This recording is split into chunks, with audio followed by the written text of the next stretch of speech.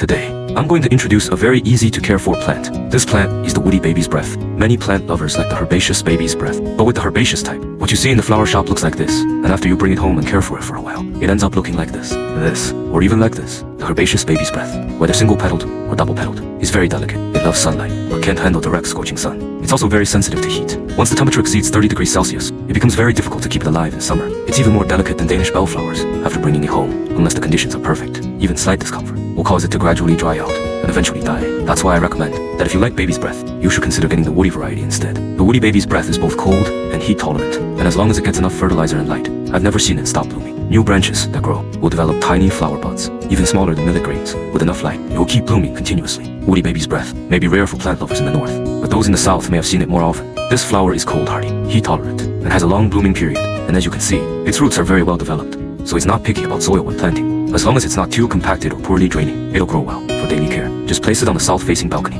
It can handle full sun exposure and strong sunlight. It grows very vigorously and produces a large number of flowers. If you've had this plant at home for a while and it's been getting sun since spring, there's no need to shade it at all. Mine is outside right now, and in our Hubei, whether it is at 38 grados, with wind as hot as a blow dryer, it's getting half-day sun and shows no signs of distress. However, you must not place it in a spot without sunlight. If you put it in a place with no sun, it will drop its leaves and stop blooming. This plant is cold tolerant down to 5 degrees Celsius. Just don't let it drop below 5 degrees Celsius. If you keep it in a sunny room with heating in northern areas, it can bloom year-round. As for watering, just avoid waterlogging. Since it's on a south-facing balcony, you can water thoroughly when the soil surface dries out. The only downside of this plant is that it doesn't have double-petaled varieties, and I've only ever seen it in purple. I haven't seen any other colors, so it doesn't offer as much variety as the herbaceous baby's breath, which comes in many different colors. It offers a lot of choices. As the saying goes, you can't have your cake and eat it too. Still, I hope horticultural researchers can develop a double-peat or multicolored woody baby's breath in the future.